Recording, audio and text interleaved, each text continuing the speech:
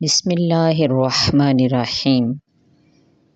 ہمیں زندگی میں بہت سے ایسے رویوں کا سامنا کرنا پڑتا ہے جس سے ہمیں ذہنی اور جسمانی اذیت ہوتی ہے، ہمارا دل بری طرح ٹوٹ جاتا ہے۔ تو ایسی صورتحال میں کیا کیا جائے؟ سب سے پہلے اللہ سے رجوع کیا جائے۔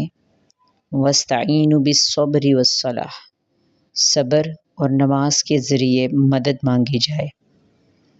دوسری بات کہ پہلے خود کو بھی انالیسس کیا جائے، میں کہاں پر غلط ہوں، پہلے خود کو سمجھایا جائے۔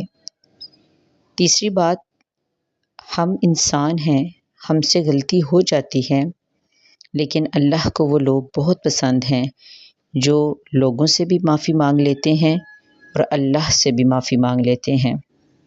اگلی بات یہ کہ کبھی بھی اپنے دشمنوں کی صف میں اضافہ مت کریں، بلکہ دوستوں کو بڑھائیں۔ اب جو لوگ یہ کہتے ہیں کہ ہم اچھا کرتے ہیں لیکن آگے سے کوئی مسلسل برا ہی کرتا ہے، ہم صبر کرتے ہیں لیکن یہ صبر ہم کب تک کرتے رہیں گے؟ تو اس کا جواب یہ ہے کہ جب تک نماز پڑھنا ہم پر فرض ہے، تب تک صبر کرنا بھی ہم پر لازم ہے۔